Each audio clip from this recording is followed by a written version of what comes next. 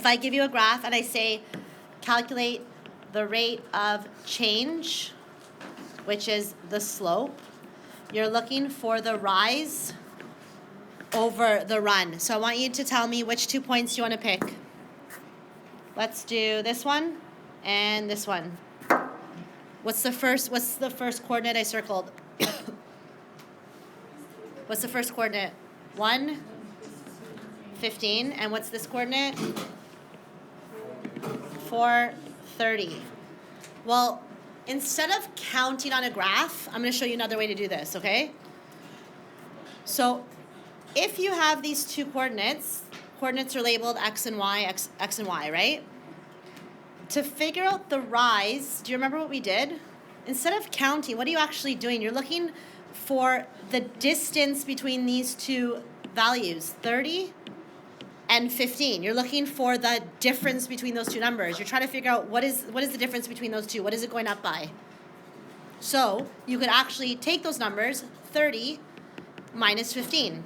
That will tell me the rise. Instead of sitting here and going, okay, 5, 10, 15, well, what's 30 take away 15? 15. So would you agree that it rises by 15 between those 2 points? Okay, same thing for the run. Instead of counting, we're going this way. Instead of looking at the graph, trying to figure out the scale, you can actually just take these numbers and subtract them. 4 take away 1, right? That's the difference between the two. What's 4 take away 1? What's the rate of change? That's it. Much easier, right? So that actually is a formula. You're taking the two y coordinates and subtracting them, right? And then you're dividing it by the two x coordinates. Now, you would not just write y take away y. Look here. This is my first coordinate I used, and this is my second coordinate I used. So I'm actually doing y2, this, minus y1, and then x2, so the second coordinate, take away the first coordinate. That is the formula that gives you the rate of change. One of the terms that you've learned so far is initial value, and the other thing you learned was rate of change.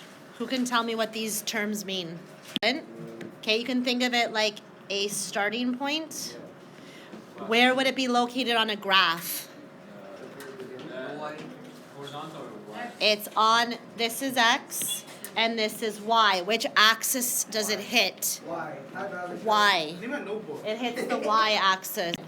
So it's the y-intercept. It's the point when the x value has to be 0, right? If x is 0, and we talked about this yesterday, if you have a table of values, if x is 0, whatever the number is for the y value, that will always be your initial value, always, okay? Okay, the question says, what is the initial value of the graph? What is it in this example?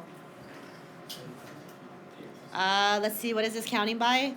25, 50, 75, good. So it would be 0, 75, or you could say, even in this question, $75 is the initial value. This graph is showing the cost of hiring a plumber. So her initial value is $75. What do you think that represents in this situation? This is the cost of hiring a plumber. Okay, in this case, it's a flat fee. You gotta hire a plumber, she's gotta come to your house. She's charging you $75 just to show up to your house. Okay? Okay, so we're looking at the rate of change. So that's the rate at which the graph is changing, just like what it says. Another name for that, starts with an S, is the slope. How does this line change? How does the graph change? It increases, yes. Every graph, every line will have a rise and a run. So I want you to write this down, okay?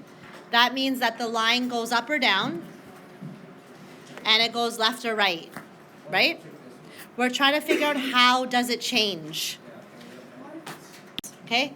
It goes up, and then it goes across, for example. I'm trying to figure out what is the value at which it changes, which in this case will tell us what is the cost for every hour. So if you look here, let's just pick any random point. You want to pick a point that would be easy to read on the graph. So like I wouldn't pick this point here. because I would have to estimate that coordinate. I'm not going to pick a coordinate that I have to estimate. I'm going to pick a coordinate that's exactly on a point that I can read. So this one. Okay, I'm just picking a point, any point. So where is this point located? What's the coordinate of the point I just highlighted? 6, what? Look at your graph, it's counting by 25s. So 6, 3, 75. What does that point mean? So in order to figure out how this graph is changing, what the rate of change is or what the slope is, we're going to pick another point. You guys tell me what other point you want to pick. That's easy to read the coordinate. 8. Okay, so you want to pick this point, which is located at 8, 475. And it does not matter which 2 points you pick because it's a straight line.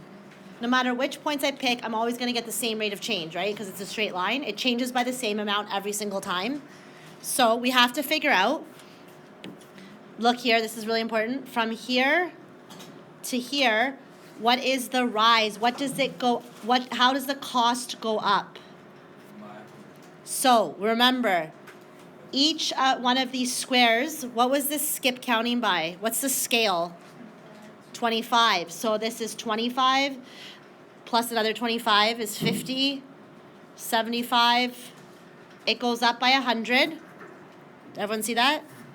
So it goes up by $100, right? And if you look at these numbers, you could actually see that 475 and 375. What's the difference between those two values? 100.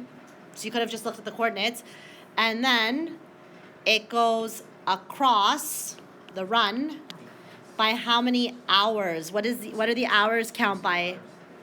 Each square represents 1 hour, so this would be 1, 2. So it goes up by $100 every 2 hours. Does that make sense so far? So what is the rate of change? 50. So what does that mean? The plumber charges $50 per hour with an initial fee of $75. Okay, so we're trying to figure out how much does the plumber charge? What's the cost for renting this plumber? Yes.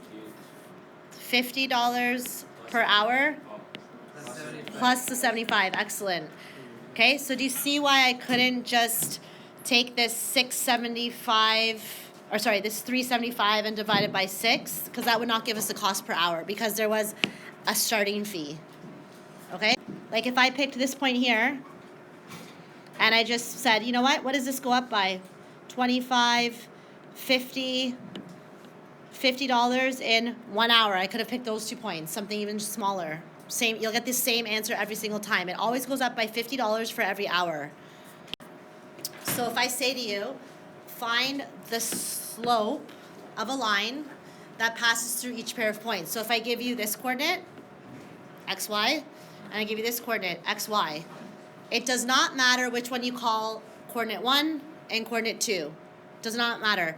But if I decide to label this as coordinate 1, then both of those letters have to be 1. Do you understand what I'm saying? You have to subtract in the same order. So I'm going to call this 1, I'm going to call this 2. I'll show you the other way, you get the same answer. So all we're going to do is plug it into the formula. I'm trying to figure out how the values of y change. How does this graph change with the y values? What does it go up by? So what am I subtracting? Y2, right? What's Y2? 18 minus 0 over, do I write 4 take away 6? It has to be 6 take away 4. You have to go in the same order, okay? 6 take away 4. Okay, so 6 take away 4. What's 18 take away 0? 6 take away 4. What's 18 divided by 2? Slope is 9. So you asked, what if I want to reverse the order? As long as you do the same thing. So this is, let's call these 2. Is that what you mean? So I'm going to call those 2 and this 1. So I'm going to go the opposite way. So we would do 0 take away 18, right? 0 minus 18, and then over what? 4 minus 6, so as long as you're being consistent. What's 0 take away 18? negative 18. What's 4 take away 6? What's a negative divided by negative? Positive. You get the exact same answer. It doesn't matter the order you go as long as you keep the labels consistent.